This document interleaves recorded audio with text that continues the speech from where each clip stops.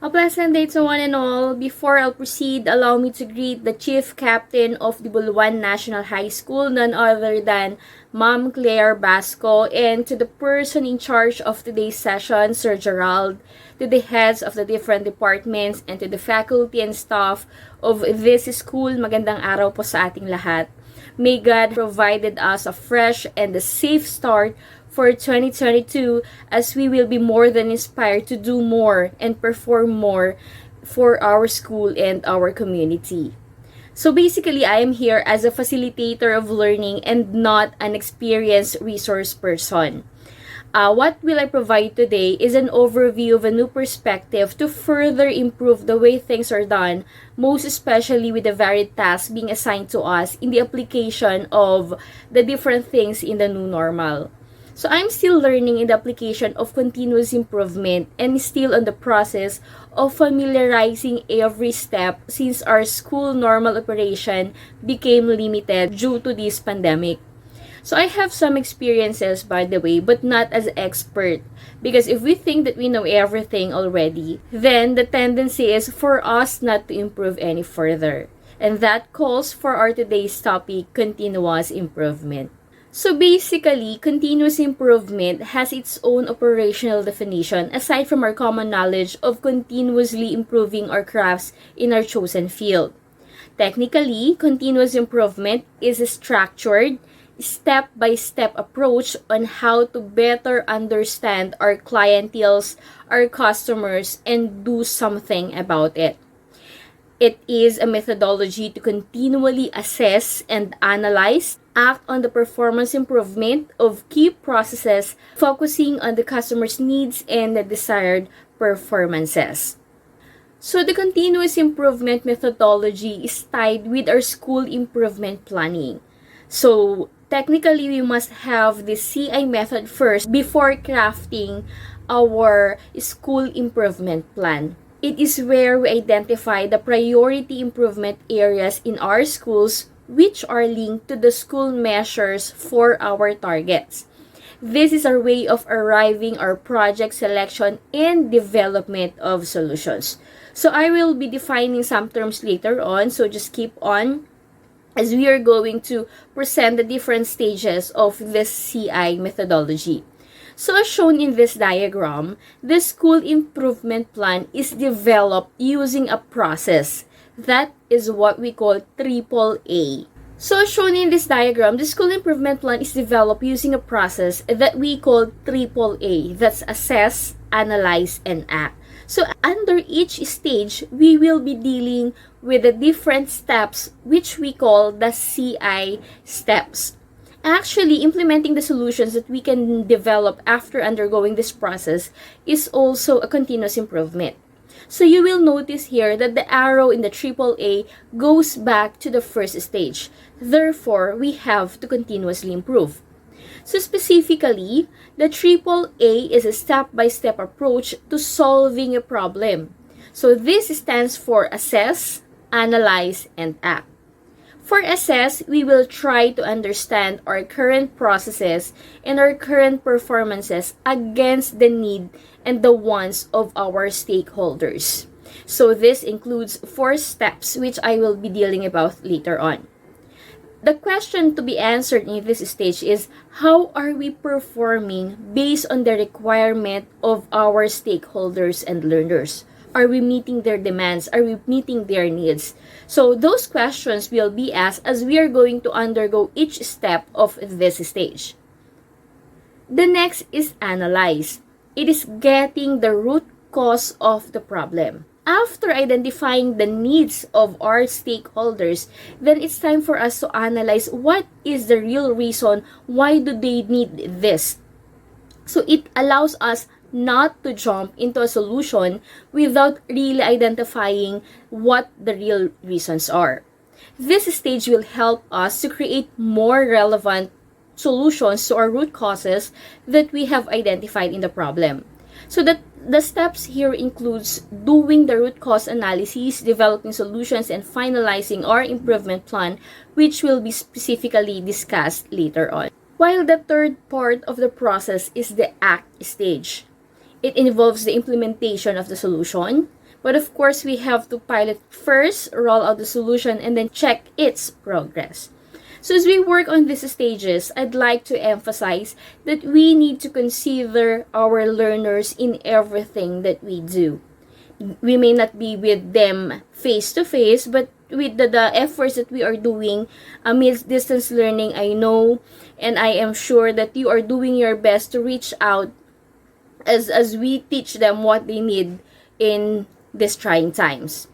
And of course, in spite of our good intention to improve the way we do things, there should be a careful and structured way on how to manage the process so that people will not resist change. So let us try to deal with each stage this time. So assess stage basically asks, how are we performing in the eyes of our customers? So as I have asked a while back, we need to get the voice of our customers. This is our opportunity to know what is truly happening, as it will lead us to another question. Does it affect our organization's performance? And what is the impact of this on our customers?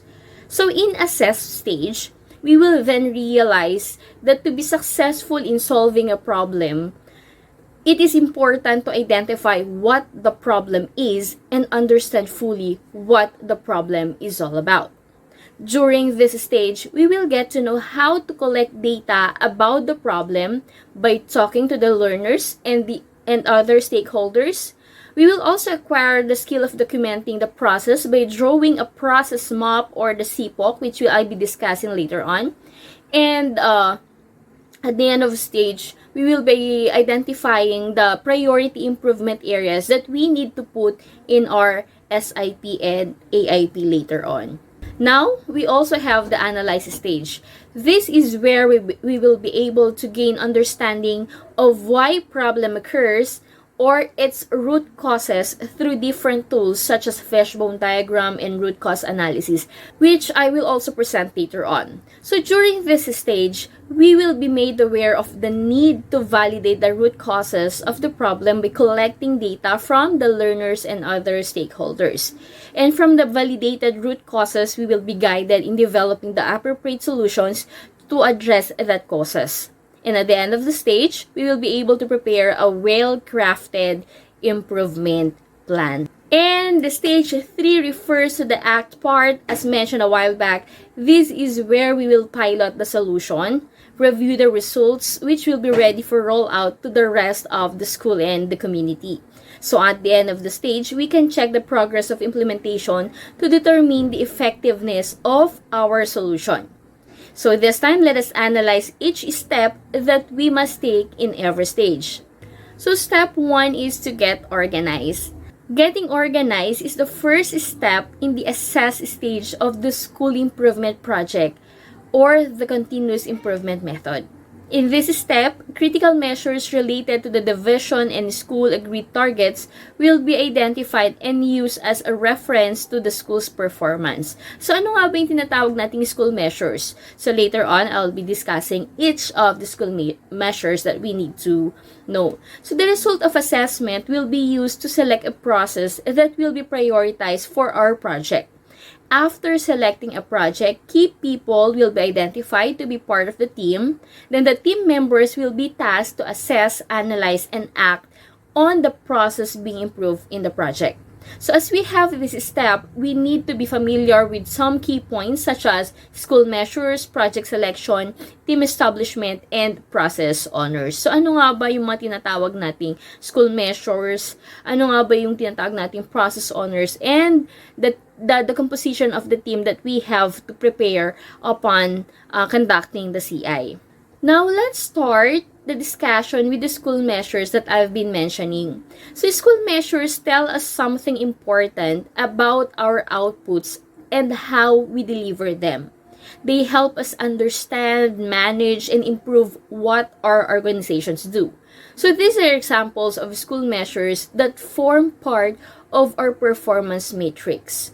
So, these school measures also tells us whether we are able to meet our goals. It allows us to assess whether our stakeholders are satisfied or whether our improvements are necessary and effective. So as we are used to perform school processes such as leadership training, attendance monitoring, guidance counseling, remedial process, and curriculum delivery process, we can gauge its effective implementation and application through the school measures. Paano natin malalaman kung effective yung mga yon? So we can gauge it through the achievement rate, graduation rate, or dropout rate.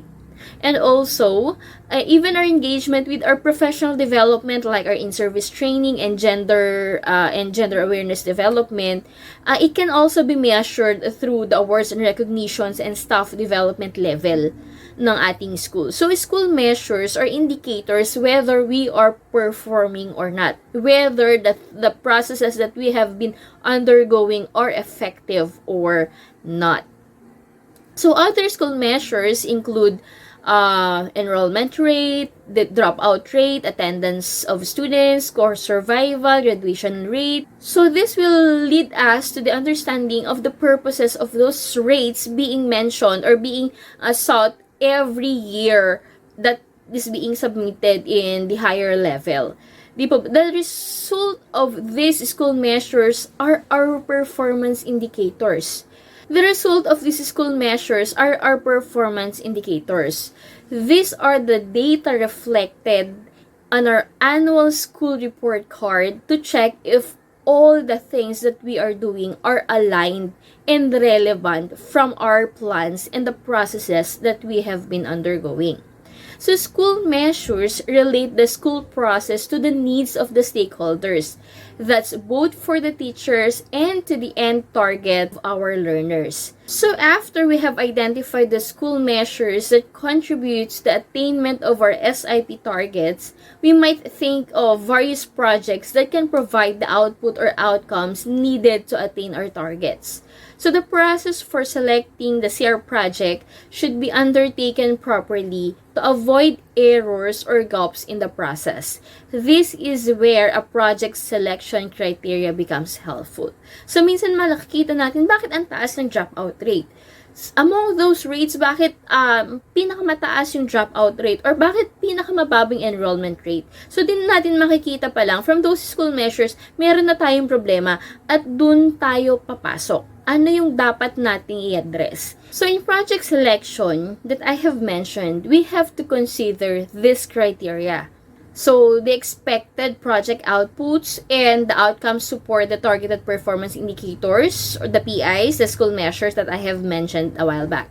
The project revolves around the improvement of an identified internal school process. The project has outputs and outcomes which are realizable within the 6-month project duration and 6 months from the assess stage to the act stage. That's 1 year. Project activities are generally executable and within the control of the project SI team or through a local or division level stakeholder with whom the SI team can partner. And of course, the last thing that we have to consider is the project must not require a capital outlay to be executed. So, to organize the information for a CI project, a template can be used as a reference. So, later I will be sharing the template which was also shared to us during the CI review of the Schools Division of Isabela. So, this project template will show how we recognize the needs of our stakeholders, how we generated solutions, and how to make them sustainable. Before we go deeper on how it is being implemented, so allow me to have a short overview of the different definitions of the template that we are going to use later on. So of course, when we are trying to think of a project solution, we start with the project title. So the project title must contain the name of the project, the team leader, and the team members, of course. The project title should be very attractive to entice our stakeholders or sponsors to support the project and to cater its needs. Also, we have to provide the background. The background must contain a brief information about the project. It should be supported with data on the school issue. It should also be reflecting the voice of our stakeholders, and it should be clear with the scope of the project. Also, we have to consider the current state of our school. So the current state provides the current process map, including the baseline data. So in this step, it is critical to map the as-is process rather than what should be. So the baseline data should be specific outcomes and measures of performances. So that's where we are going to specifically indicate the school measure where the problem is being considered. Now, we also have to present the problem analysis. So later on, I'll be presenting to you on how are we going to do storm cloud to identify the core problem we would like to address in our project. So the problem analysis portion provides the summary of the root cause analysis that is being performed in this method. So a why diagram is used to analyze and identify the root cause of the problem. So that root cause should lead to the solution to the problem. Also, we have to consider the future state of the problem solution that we'd like to offer. So the future state provides a description of the proposed solution and the possible intervention on the process. It is in this stage that value analysis is performed and an improved process map is provided in the SI project or CI project template. So also, we have to consider the implementation plan, how things could be specifically done on the project solution. So the implementation plan spells out what is needed to happen, who will do it, when will it be done, and when it will be completed, and the outcome or the expected result. It is in this portion that tasks and timelines are determined, specifically determined. Budget and resources are also needed in this part. And of course, this portion also provides an analysis of stakeholders as well as the risk associated with implementing solutions to the problem. In our project solution template, we have to consider the test results also. We have to pilot the problem solution to smaller group before applying it to the larger group of the community. And of course, we have to provide the key learning. The lessons learned must be shared with other schools because they may have similar problems and might be able to apply what we have already learned in the process. Likewise, our school can learn from other schools as well.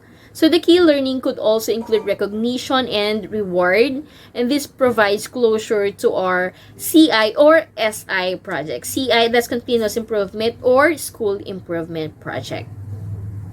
Okay, so there you have the different things that we have to consider in crafting the problem solution template. Now, the next step is getting organized after drafting the project template, and that is to select and establish the team who will be working with us in implementing the project. So the organization at the school level is led by the school head, of course, who will work with the school governing council, that's SGC. That includes the internal and external stakeholders and community partners. Now, the school may have several SI teams depending on how many projects that we plan to solve. Each SI team will be working on a specific improvement project. So, the school SI facilitator will provide guidance on the application of these tools and techniques. So, the recommended size for team is 3 to 12 members. Smaller teams with 3 to 4 members, for example, work faster and to produce results more quickly.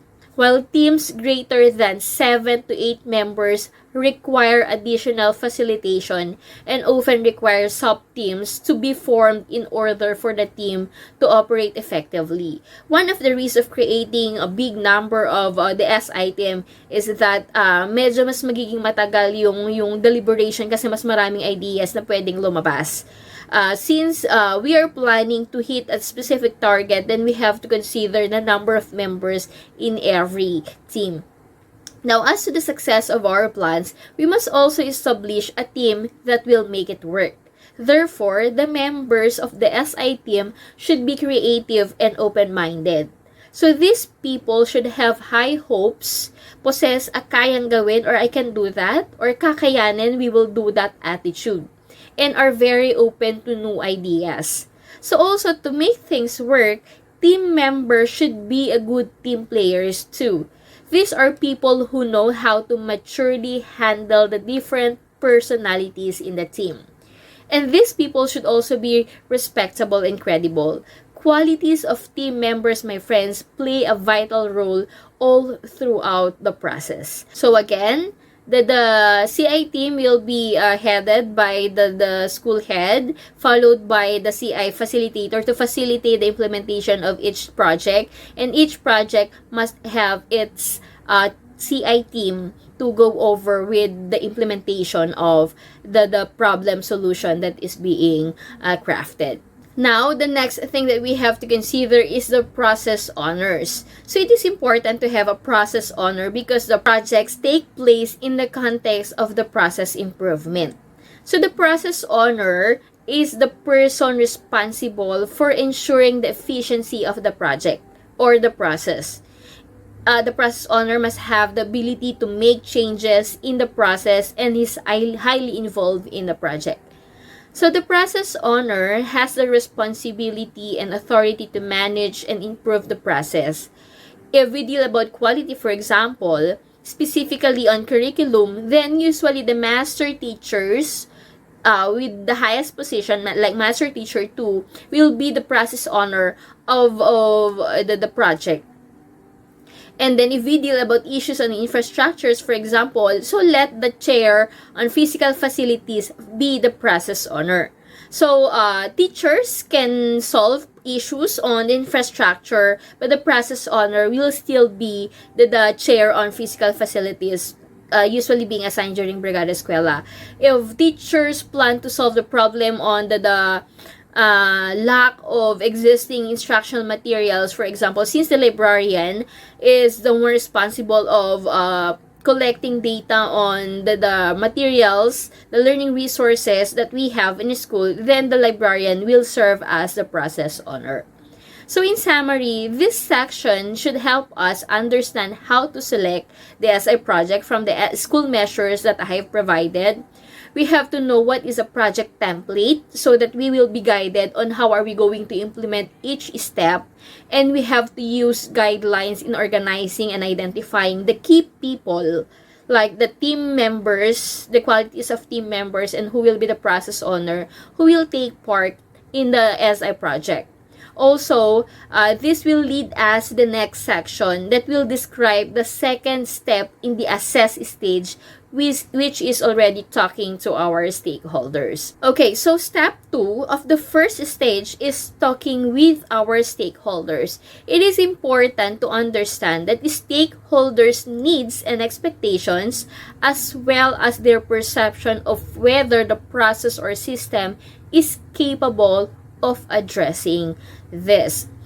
Actually, the stakeholders may also be a source of improvements, ideas, or suggestion.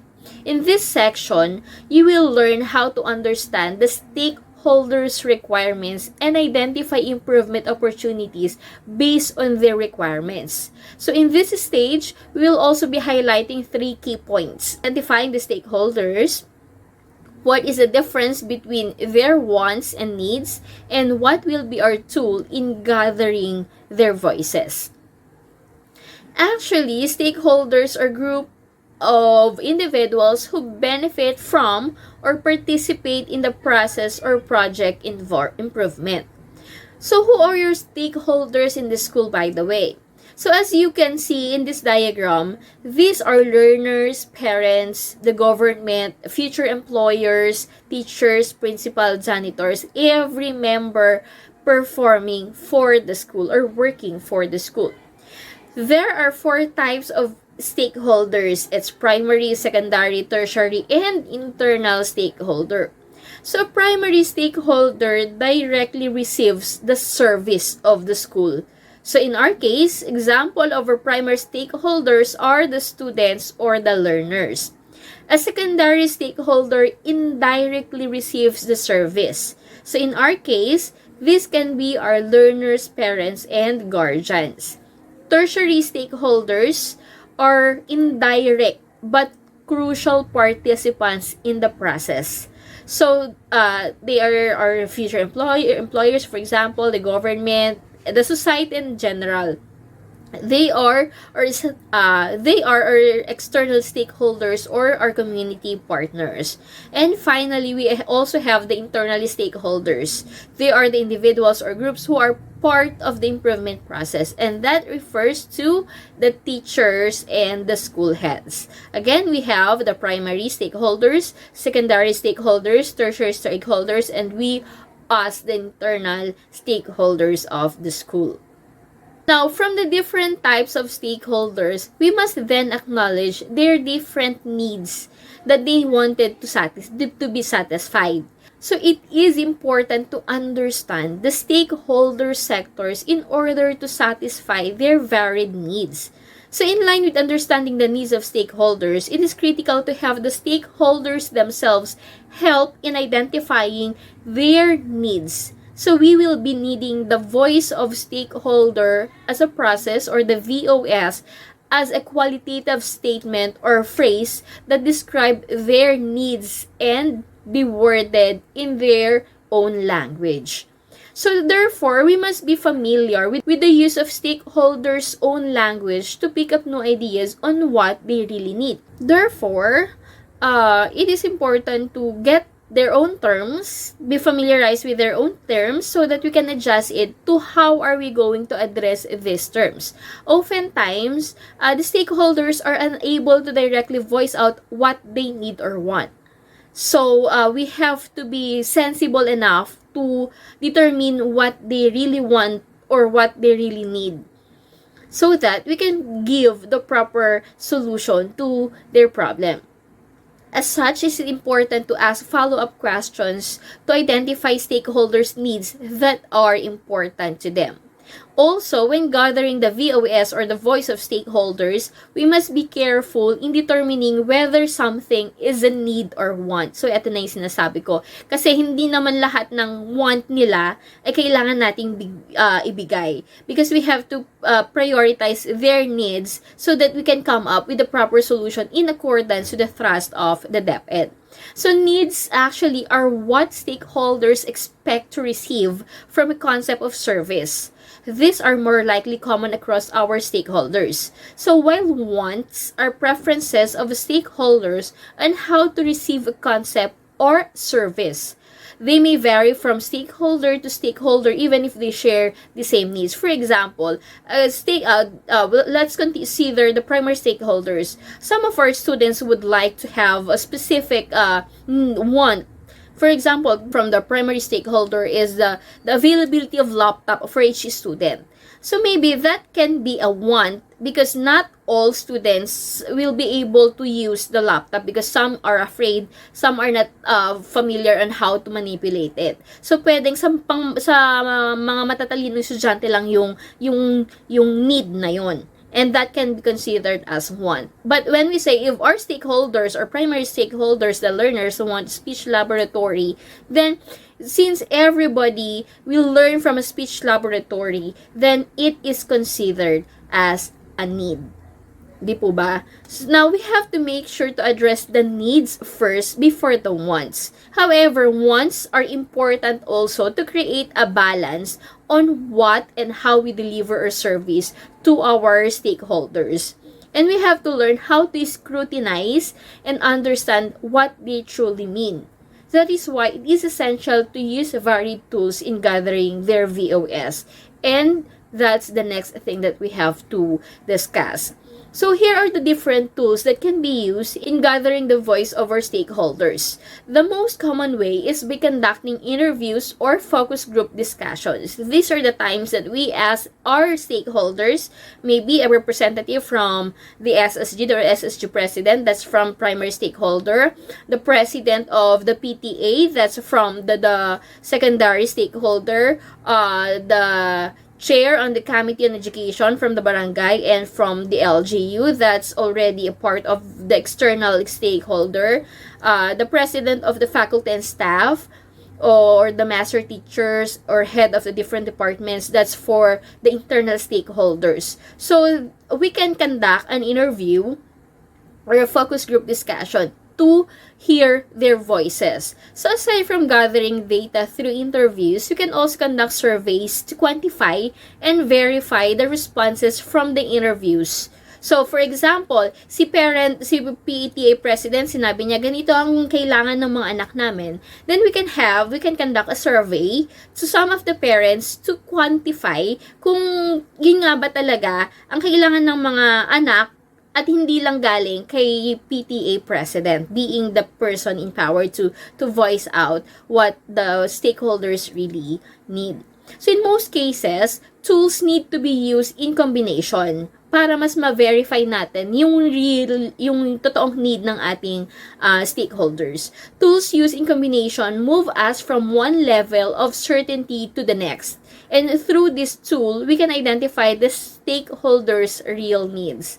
So, we have here one-on-one discussion, dyads or triads, calling 2 or 3 parents or students.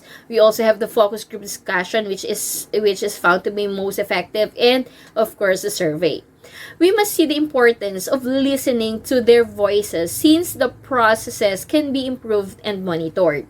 So furthermore, we may be able to translate the key measures into concrete improvement plans. So their voices, the school measures, if they are being gathered accordingly, then we can plan now for an improvement activity or project to address all these problems or issues. And after thoroughly understanding the stakeholders' needs, we then can proceed to flesh out the process that best serve their interest.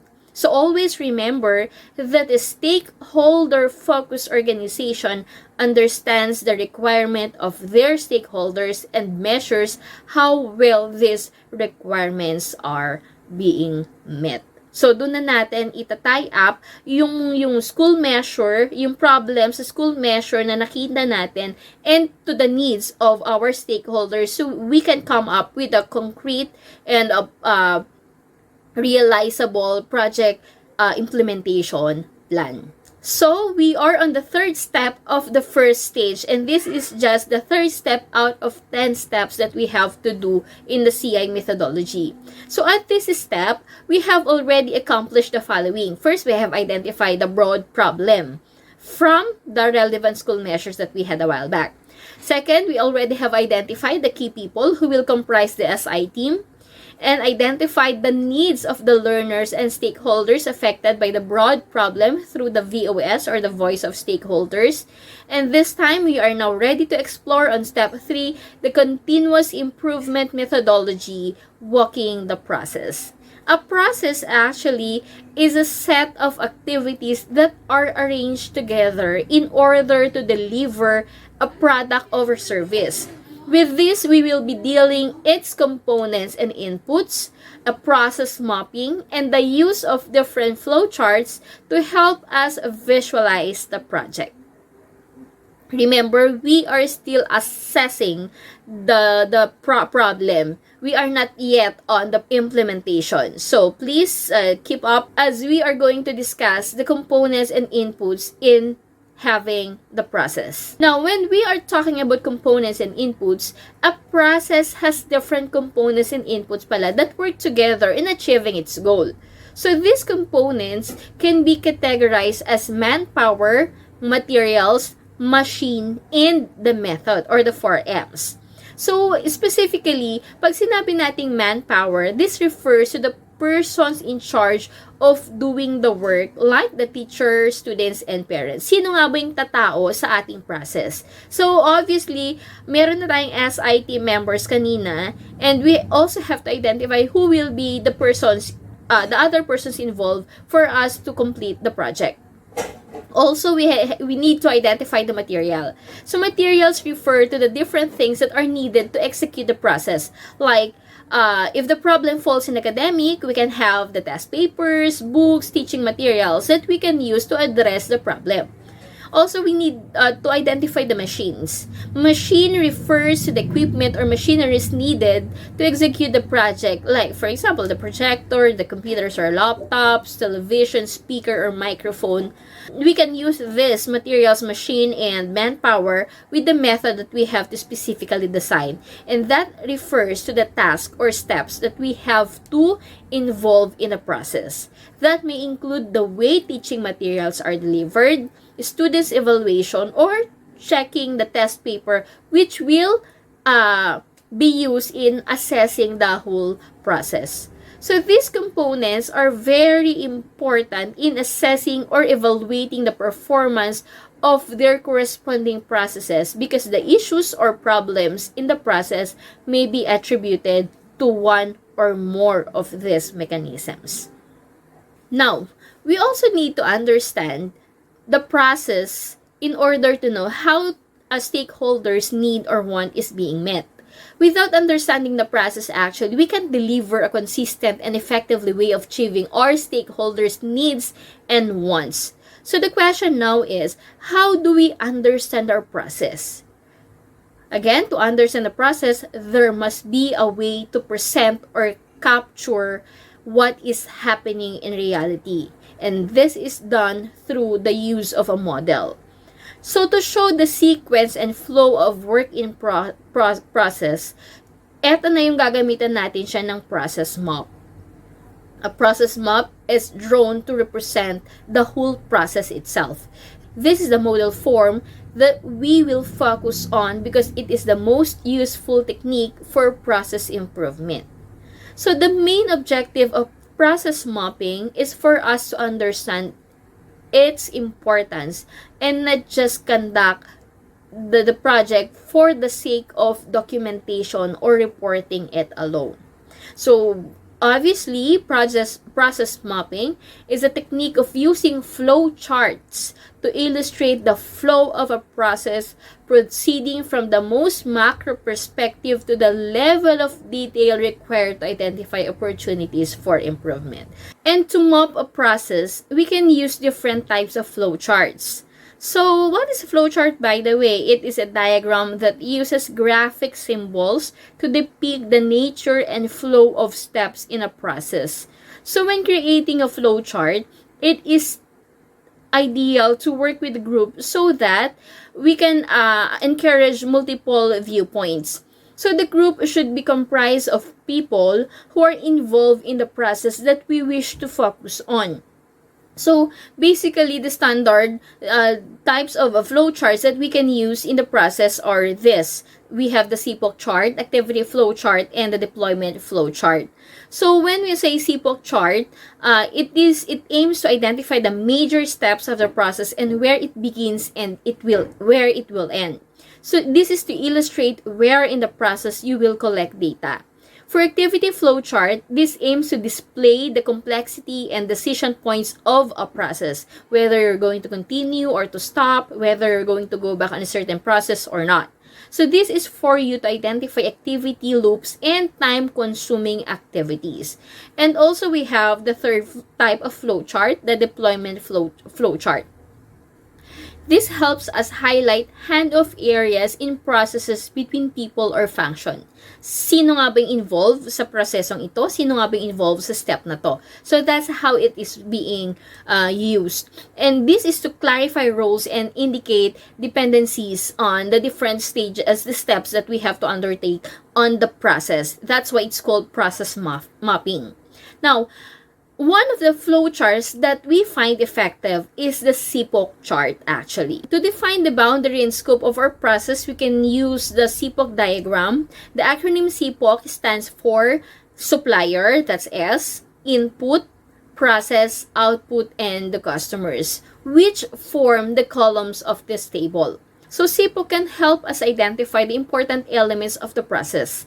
It is important that we identify the stakeholders or the customers of the process, both internal and external, as I have defined a while back, and be able to link this to our school processes. So CPOC also shows the relevant output of the process and its relevant inputs from the suppliers in order to execute the process. So that is how are we going to map the process that we are going to take in implementing the project solution that we have formulated from the school measures and the voice of our stakeholders.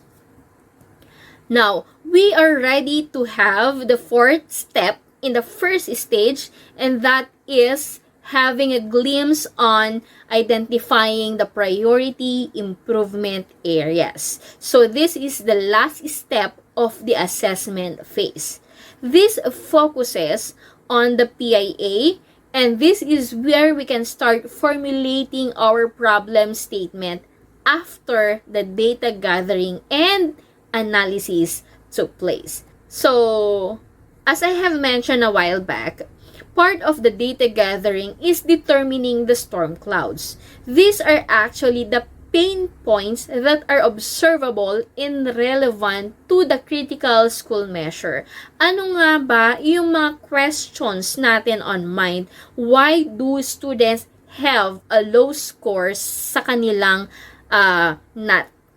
Okay, from that NAT, we have different subjects, of course. Pag sinabi nating English, dun mag-focus sina English teachers. Now, why do we have a low score in reading comprehension? Kasi isa yon sa factor kung bakit mababa yung performance ng mga bata natin sa English. Bakit mababa ang kanilang performance sa reading comprehension? Now, there are different storm clouds na pwedeng pumasok on the reason why they have this low-level performance on their reading comprehension. So, pag sinabi natin reading comprehension, marami pang competencies yan marami pang aspects yan. So, we have to specifically find out what is the real reason behind the low comprehension level. At dito papasok yung ating storm clouds. These pain points exist in a certain steps or activities within a process and represent potential problem areas that may be tackled later. So yun yung i-emphasize natin dun sa ating root cause analysis that I have mentioned a while back and I will be discussing later. So the next step then is for us to validate our observations by gathering data on the specific process activities where storm clouds are situated. So past or historical data may be collected if such data record is available. Or however, if such data record is not available, we have to observe the process activity and collect data according to a data gathering plan. So let us take note that the data that we'll be collecting must be in accord with the characteristics. Like for example, the data must be sufficient, the data must be relevant, the data must be representative, and the data must be contextual. Sufficient in the sense that it should capture what is really happening within the community. Relevant should be linked to the storm cloud and the critical school measures that we have identified a while back. Representative meaning data gathering process should cover everything that is affected by the issue, and contextual in the sense that the exact time of data collection, location where data was collected, manner of data collection, the subjects of data collection, prevailing conditions during data collection, etc. should be captured during the data collection process. So it's wrong to identify the data that we have during the old normal if we can already have a new data that can be gathered during the new normal in distance learning. Now, a data collection plan must also be considered during this step.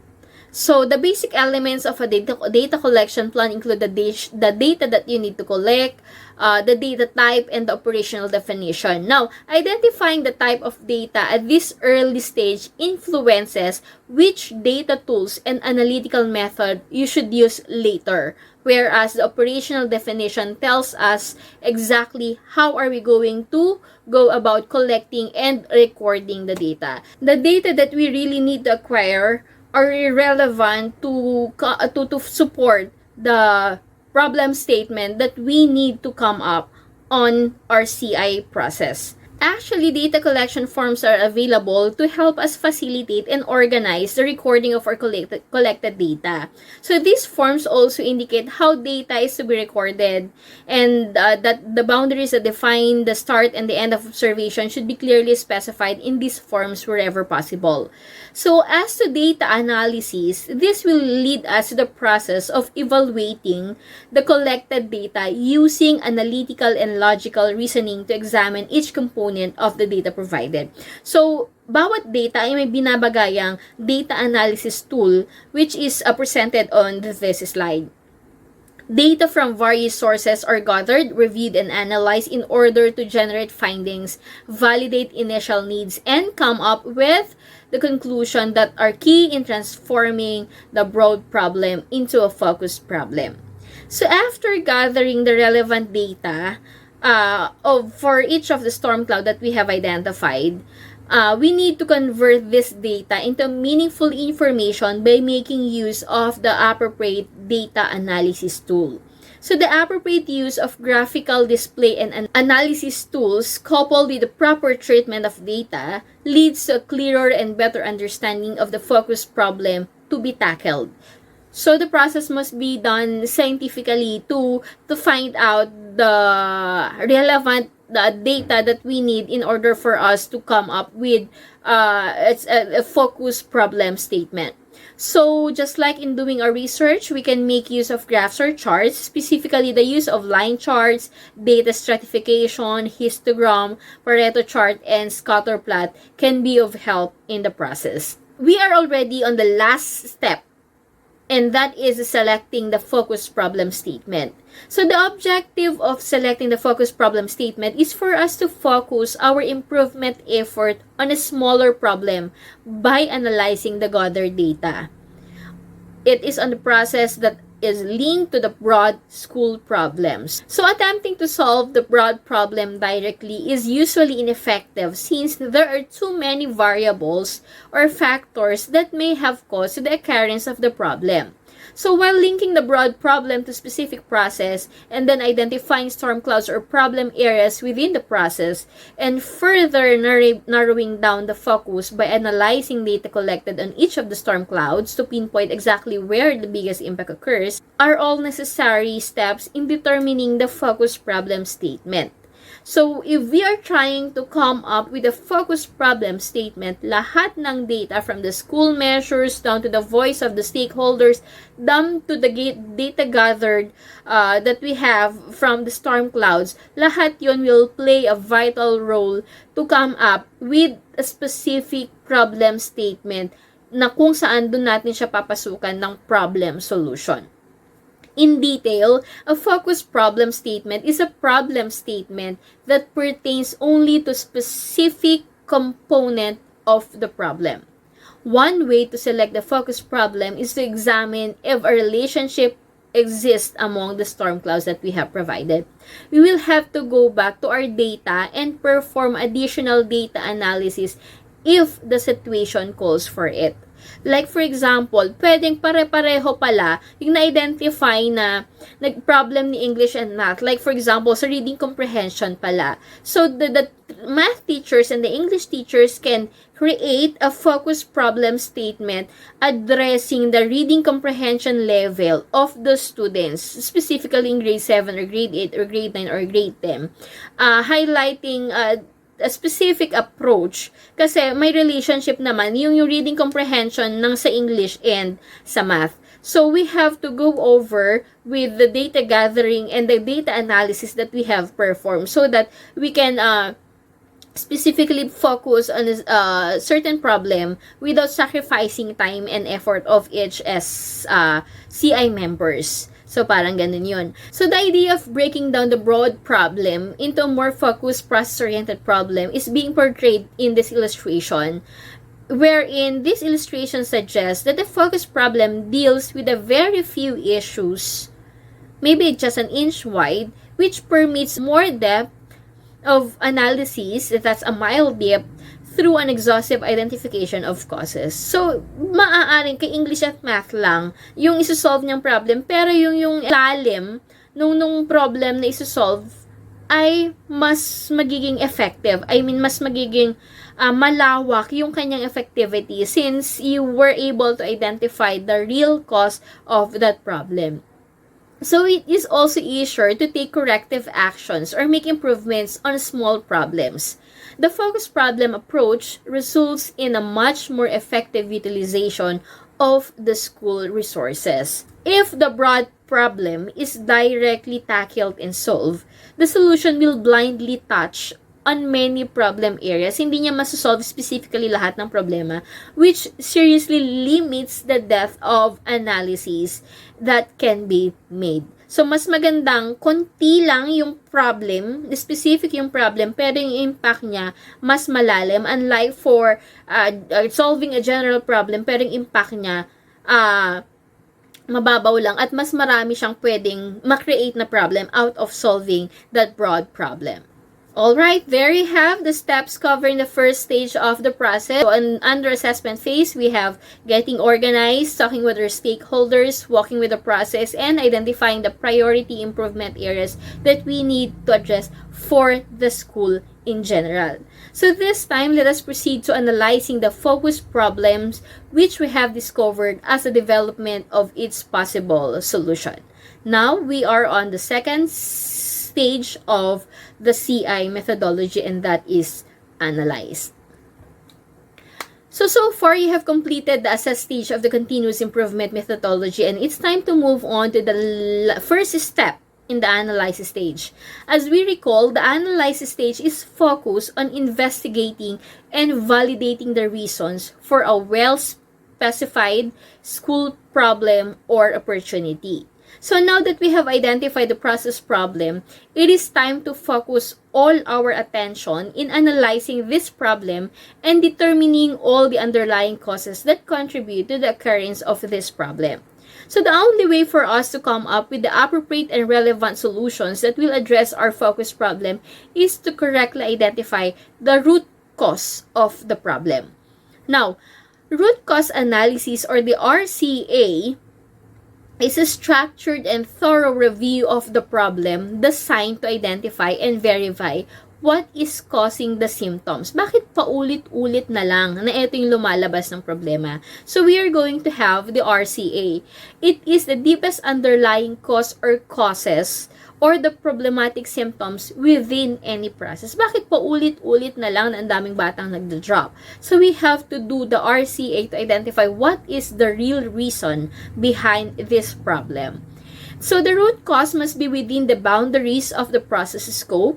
Only entities and identified in the CPOC, like the one that we have discussed a while back, which we have done in the walk the process step, must be discussed in this root cause analysis.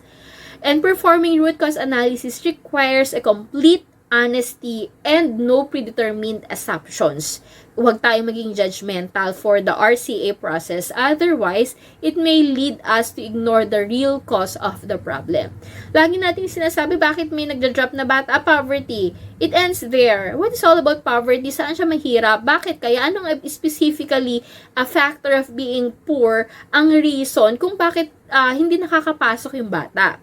Is it wala ba siyang pamasahe? Wala ba siyang pangkain? Wala ba siyang allowance? All those causes can be a factor to find the real reason kung bakit tumataas yung dropout rate ng school. So all those causes can be analyzed through the process of RCA. So from this stage, we will be highlighting the why analysis and the validation of the root causes kung lahat ba is applicable upon finding the real cause of each problem. Kasi there are times na may mga ma-identify tayong causes, may ma-identify tayong causes which is outside our limitation or boundaries. So we have to validate kung kailangan ba nating i-treat yon or nasa scope ba ng treatment ng school yon o hindi. And now we have the why analysis. So it is a systematic approach in determining all the contributors to a problem by asking a series of why questions. Now, the steps involved in the why analysis is shown in this figure, carrying out using the why diagram. So the why diagram is a tree diagram where each child's statement is determined by simply asking why the parent's statement occurs.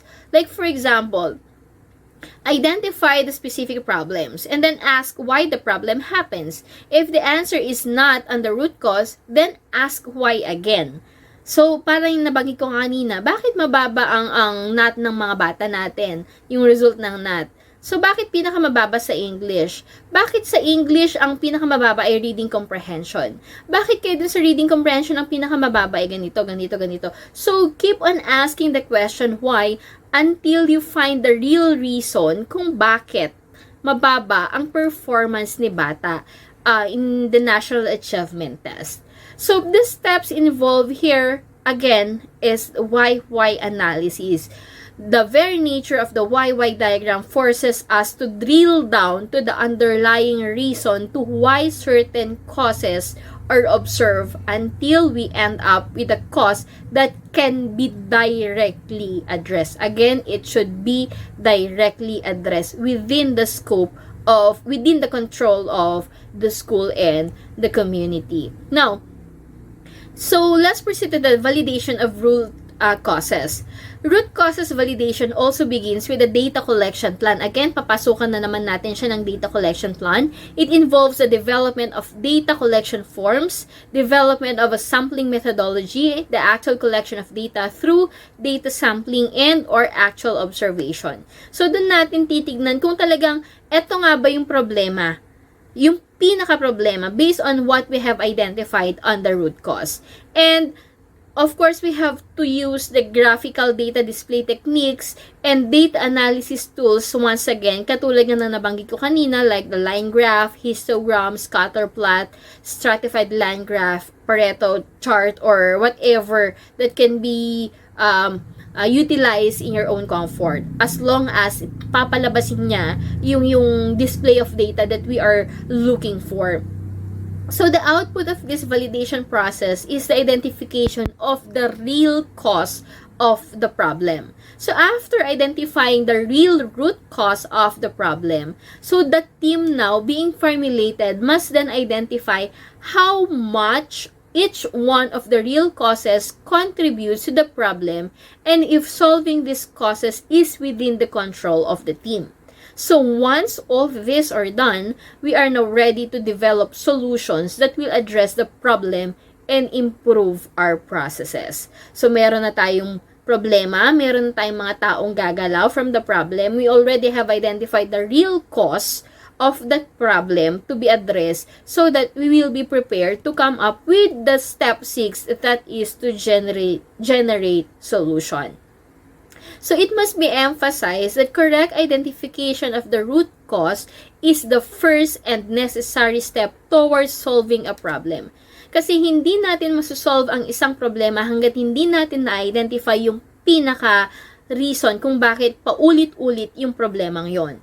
Di po ba? Because if we are really trying to implement how the CI methodology is being conducted, hindi sana paulit-ulit yung problema natin doon sa dropout rate ng mga bata. Hindi sana paulit-ulit yung problema natin on the level of achievement ng ating mga bata pagdating sa NAT. So, connecting root causes to a problem takes away the usual bad habit of jumping into solutions. Now, this time, we are now ready to generate solutions that will directly address the root cause we have identified. Now, the premise is that developing solutions that mitigate the root cause is tantamount in solving the problem. Let us keep in mind that setting of objective is the first step in any solution development process. So, developing and choosing a solution should account for the voice of the stakeholders or from the voice of the stakeholders. It should also satisfy all the stakeholders who may be affected by the solution. So again, we have considered the school measure and the voice of the stakeholders in identifying the problem, and still we have to consider them in generating the solution since sila naman ang directly na nangangailangan ng solusyon dun sa problema. We have some basic concepts that govern the generation of solutions, which may be the process simplification, the visual management, the 5S or good housekeeping, the Poka-yoke or mistake proofing, and creativity techniques, to name a few. Now, from the process simplification, it is actually a process design that allows us to make a process more manageable by dividing it into relatively simple and smaller tasks. So, hindi porke may proseso tayo, yung alam natin na buong proseso, yun na yung i-apply natin. Kawawa naman yung ating mga team members dun sa ating SI. Because first and foremost, process simplification allows us to estimate the precise actions for implementing correction. So basically, this technique aims to design and plan a process in a manner that is least expensive pagdating sa oras, sa ating resources, and consistent with the objective of the process that we are implementing. So let us also remember that this does not go against the process objectives. Hindi tayo mag-shortcut dito. We do not take shortcuts here, but we just simplify the action, and it only alters the structure that we have to take over. We have to limit the resources involved in the process to achieve continuous improvement. Kasi kapag medyo pasabog yung ating nagiging process to solve a certain solution, baka bigla na tayong ayawan ng ating mga stakeholders to support in solving the problem that we have identified. So the objectives of process simplifications are to eliminate the wasteful or non-value added actions, yung mga extracurricular na pwedeng dumaan along our way in implementing our solution, reduction of process cycle time, saan nga ba mas mapapadali yung pag-gather natin ng data that can be needed in generating the solution, rearrangement of process activities or activity steps, removal of defects or disconnections between process activities, ano nga ba hindi naman dapat kailangan gawin, di po ba? Increase in employee involvement, kung kaya bang gawin ng isa yung iba't ibang activities in managing different activities, pwede natin ipasok dito, and of course, the reduction of process cost. We are done with the step 6 and generation of solution. This time, we are ready to finalize the improvement plan. In the succeeding discussions, we were guided on how to effectively carry out and finalize our improvement plan, as well as anticipate problems that may arise during the implementation, from piloting to rolling it out. Now, these steps involves various plans incorporated during the implementation period. Now, ano nga ba yung mga kailangan natin i-consider when we are going to finalize our improvement plan? So, of course, you have learned that a solution is developed for the purpose of addressing the root cause of a problem. The assumption is that the problem will be resolved if the root cause are addressed. However, this is not always a valid assumption. The effectivity of a solution in solving a problem depends largely on how well the implementation plan is crafted. It's not enough that we already have identified the root cause and we have generated a solution. The real thing here is for us to create or craft an implementation plan, because very good solutions may fail because of the absence of good implementation plan. So, hindi pa ito yung pinaka-SIP natin. Kasi, ang lalabas sa ating SIP ay yung mga project title ng mga gathered solutions dito sa ating CI method. Okay, so we can craft we can address the different problems in our school improvement, for our school improvement, by gathering the different projects crafted from this CI methodology. Now, implementation planning is a process of defining and refining tasks and resources required to implement the solution. So, the basic element of an implementation plan includes task and timeline, budget, and other resources required, a list of stakeholders and their roles in the improvement project, monitoring and feedback reports, and the listing of potential problems and countermeasures in case these problems occur during the implementation. So, the elements of implementation plan may be shown using table presentations and charting tools as shown in this figure with me.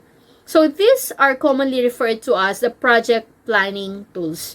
Again, after identifying the root cause and providing a good solution, the next thing that we have to do is to craft our implementation plan on how are we going to do all the things that we have planned to perform.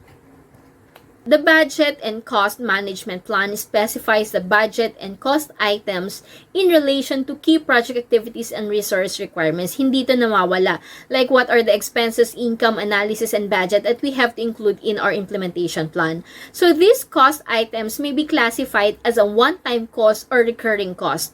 Ano nga ba yung mga one-time cost na sinasabi natin at ano nga ba yung mga recurring cost? So the purchase of additional utensils for a feeding program, for example, are one-time cost. Ngayon, on the other hand, the paper used in creating the weekly visual materials to prepare the schedule for the feeding program, for example, is the recurring cost. Nakuha po natin. So, the salary of additional feeding station personnel can be a recurring cost, pero yung ginamit natin during the preparation is a one-time cost. So, the budget and cost management planning is a process that is essential to the healthy financial performance of any project. Hindi dapat ito mawala. This process develops the interim and the final budget of the implementation of the solution that we are trying to present, as well as the plan for when and how are we going to have these expenditures that will occur over the implementation of this solution. So this process also includes establishing the standards and processes for tracking and reporting ongoing costs and the implementation budget. As to the resource plan that is also needed in this process or in this step, it is defined as the organizational structure for the implementation of the solution, as well as the roles and responsibilities of each individual or entity involved in this structure. Pag sinabi natin resource, kasi it's not just the financial resources that we will be needing. It may also include the personal in charge, the human resource, the manpower who will be manning the implementation of our project. So any identified work in relation to the implementation of the project will surely require sources. Planning for resources require an understanding of roles and responsibilities and where the contributions fit within the project. Tama ba yung tao na magfa-facilitate dun sa specific step ng ating project? Di po ba? If we are talking about monitoring and evaluation, is it proper that the teacher one will be in charge of the process? So basically, it must be someone higher than those the members of the team. So parang ganun siya. On the other hand, the implementation plan activities together with the staffing procedures and standards are the inputs needed to come up with the resource plan. So on the other hand, the outputs of the resource plan are the expected contributions of each resource to the project and the reporting relationship among these resources. So there are two simple steps to come up with a sound resource plan. These are, we have to assess and document the skill and effort requirements to complete the implementation of the solution, and of course, the use of that skill and effort requirements from the previous step to develop for allocating resources to the implementation plan activities. So we must review our documents on the resources that we need to use or that we need to utilize in the implementation of our desired solution. Now, improvement projects in the school level may face different possible risks. So, dito na papasok yung ating risk management plan. So, the school system and operational risk includes but are not limited to the following. So, we have the risk, we have the major increase in cost or budget needs which delays the project implementation. Yung mga common risks na pwede nating ma-encounter.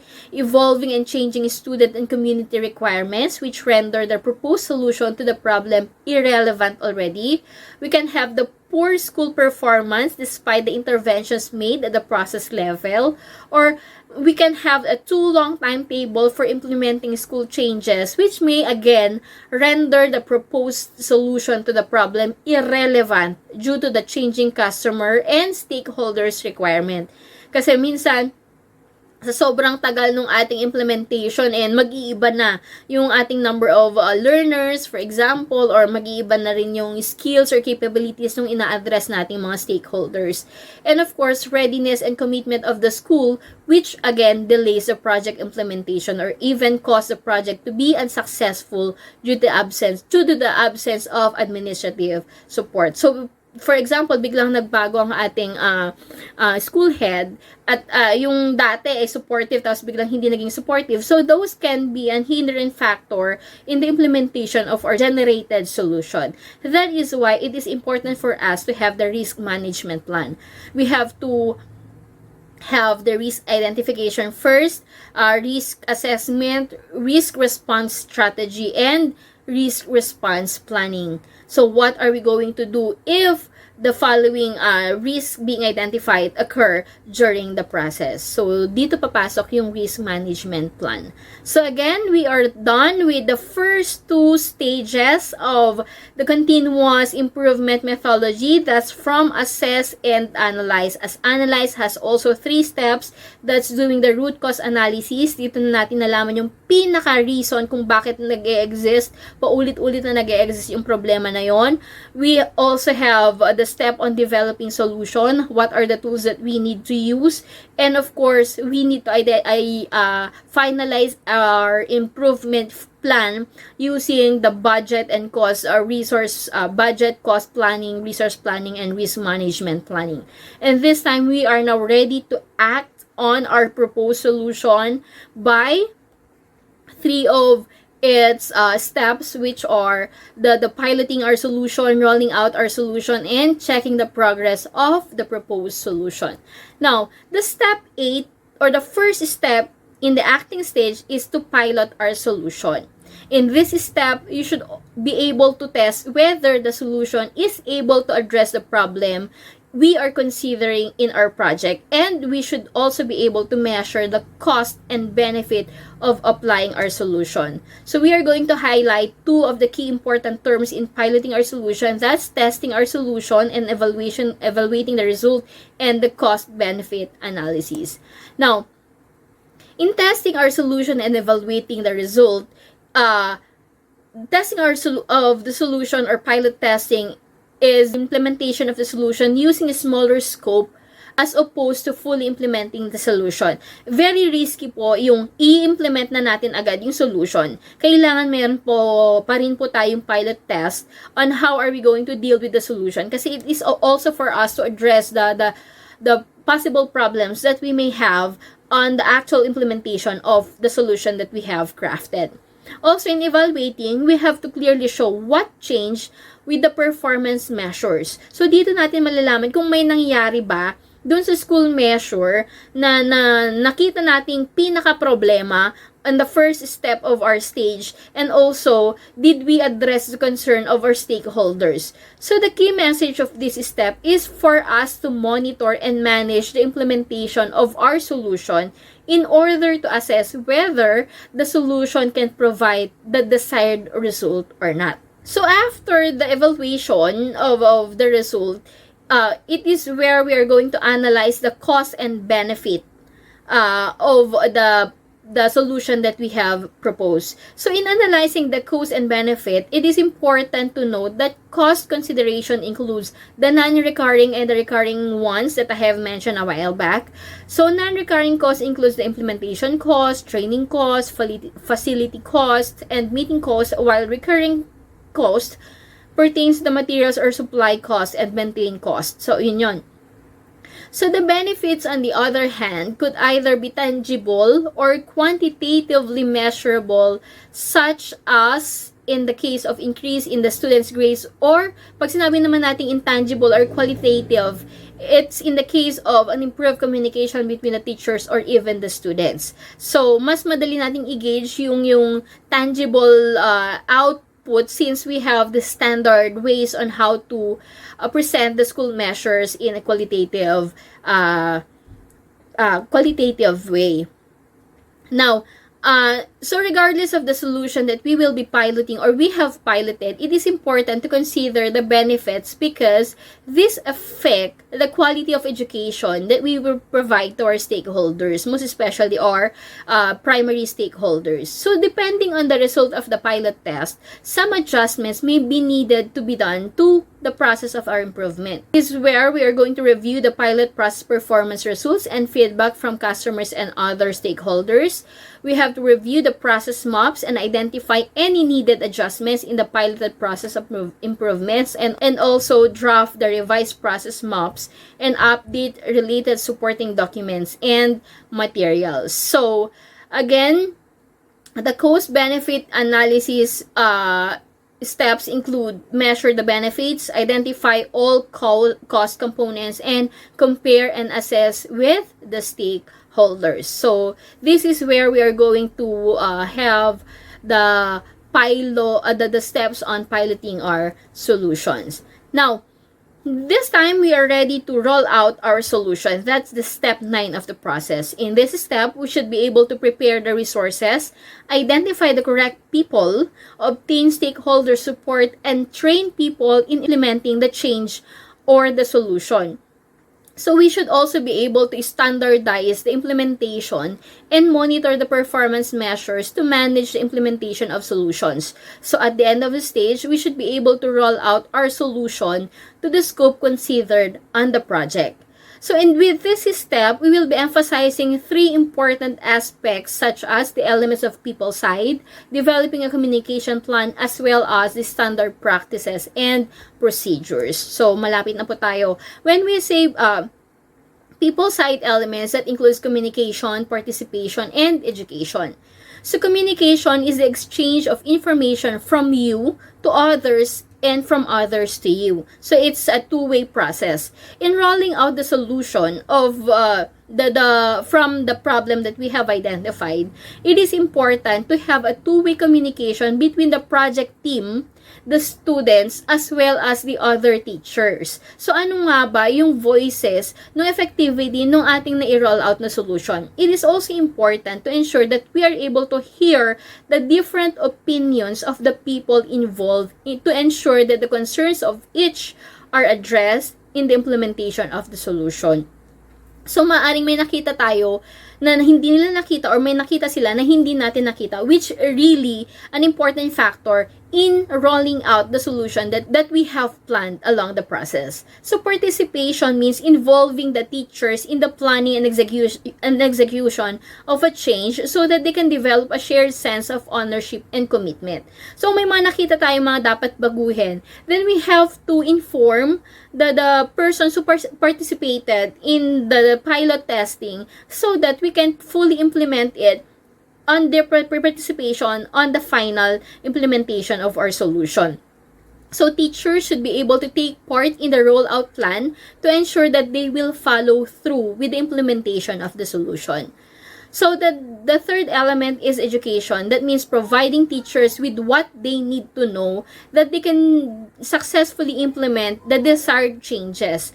So for example, kung dun sa ating pilot testing, kinulang sila sa knowledge na ganito, then we have to educate them more so that they can fully implement the solution during the final rollout. So it is important to train them to ensure that they have a common understanding of how and what to do during the implementation of the solution. So pwede tayong magkaroon ng LAC session on improving strategies, for example, in teaching the reading comprehension on specific competencies. So parang ganon.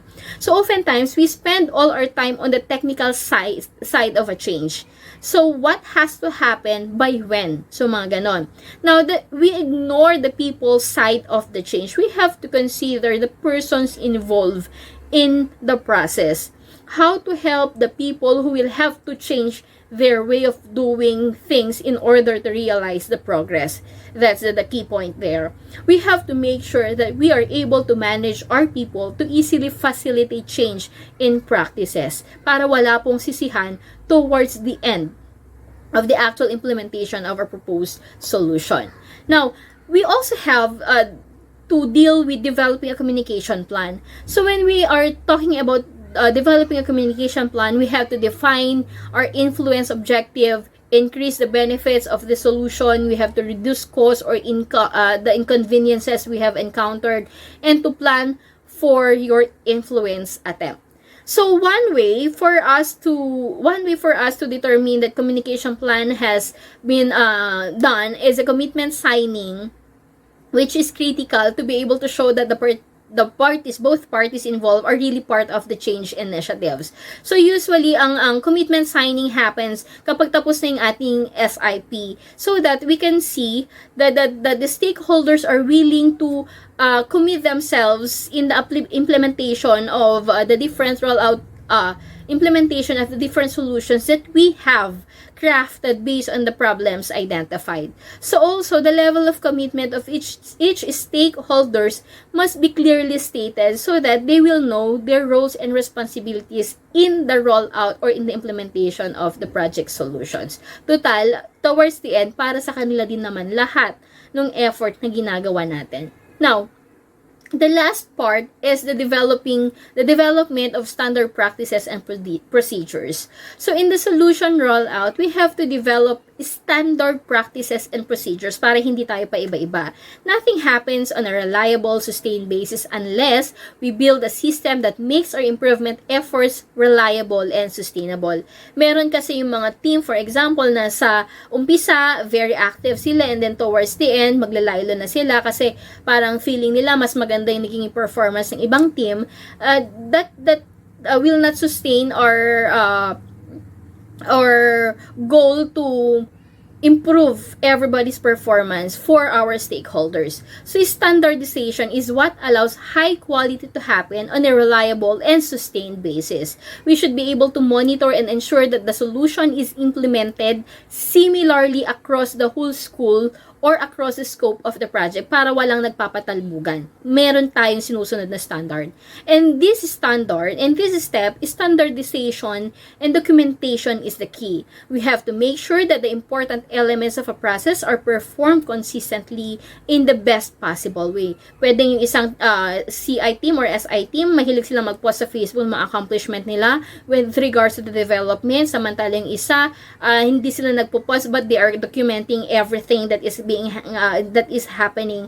So from that, magkakaroon ngayon ng issue. That is why we have to keep things in a standard process, because it also ensure us that changes are made only when data shows that a new alternative is better. So kung mas nag-get ng attention sa stakeholders yung pagpo-post ng isang team sa Facebook or sa social media, then the other team can follow. Specifically kasi, when we say standard practices and procedures, these are written agreements between individual and team members and the entire team regarding how the job will be done. Kung bahagi ng usapan yung magpo-post sa social media ng accomplishment, then it must be put in a written agreement. So a standard practice should contain a definition of a work method wherein all variables of the method have been specified in detail.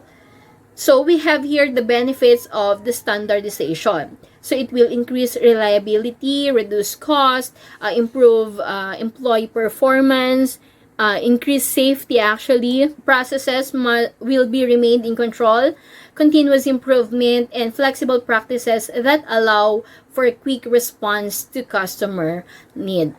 So we also have with us the different ways on how to create the standard practices and procedures. So in general, we don't have a standard practice to be implemented because we have different contexts in every school. Therefore, it must be contextualized and it must fit within the agreement of the different teams who will be working with the different problem solution being taken in the continuous improvement methodology. Coming from the rollout discussion, we are now on the step 10 of our method, and that is the last step of the third stage. It is important to determine if the improved process continues to perform as expected and that the intended outcomes are being realized. Therefore, it is a need to continuously monitor the improved processes if they comply with the project objectives and measures, as well as eliminating the causes of unsatisfactory performances. Now, this will ensure the consistent implementation of improvement and sustained performance. So in this step, we need to do two major activities, and these are checking and evaluating the progress of our problem solution. Checking means referring back to the measures that you are interested with and be able to compare the before and after intervention results. On the other hand, evaluating means comparing the results to the intended benefits of the solution to the identified measure we are interested with. Now, so what do we need to check? We need to gather data on same measures identified in the assess stage and use the same data collection procedures. Second, we need to check the methods and document what steps are actually followed during implementation. And at this point, we must recall all the plans that we have prepared during the finalization of our improvement plan. So we have to specifically look into the tasks, timelines, budget, resources, stakeholders' involvement, plans for checking, and the failure prevention. So that's how are we going to check the progress of our project implementation. That is why documentation is really the name of the game all throughout the process. Now, results gathered from the monitoring phase should also be reviewed, and actions or improvement opportunities should be promptly taken. That is why we have this active follow-up, correction, and support. So the data should give us a signal if there is a need to revisit our process. Di po ba? If data shows undesirable performance, then the team must come up together, must meet together, and investigate why it is happening. Then the team must agree on what to do to mitigate the risk of happening it again. It's good thing kapag nakita natin yun during the risk management plan so that we can specifically address the problem that encounter specifically on what we have planned on our risk reduction, risk management plan. So follow-up is important as change is not always automatic naman. It is not always about checking up on the implementation, but it is also about understanding the difficulties of how things are being implemented. Now, after identifying the needs to be checked, the next thing to do is to determine how to evaluate these results. So evaluating is not only understanding and evaluating the data, but also it must translate into action of what needs to be improved in the process if it shows undesirable result from our objective or target. So specifically, what do we need to evaluate? We have to evaluate the result and the method.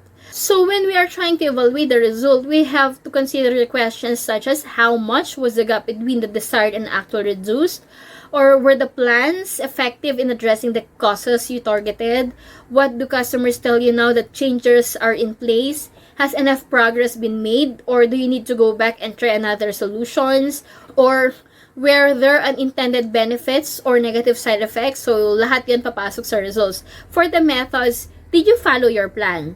Did you need to modify the plan solution during the implementation, or what you do differently next time around? So you can have an FGT within your group to come up with this evaluation process and ask the given questions on the implementation of your projected solution on the problem that we have identified. Note that the project needs to be closed. Even relationships are. So recognition of progress and of efforts of the team helps you to be motivated and to do other projects again. That's why we have the project closure. So this is where you finally finish a very successful project and you're ready to move on to another project or problem to be solved, right? So, as a project leader or a member, it will be your own responsibility to the stakeholders and customers to formally close out the project. The team must take note that closure is not an end of the continuous improvement, but rather, it should be used to communicate learnings and be able to find ways to improve the school performance better. So, project closure doesn't mean you're going to close or end the project already.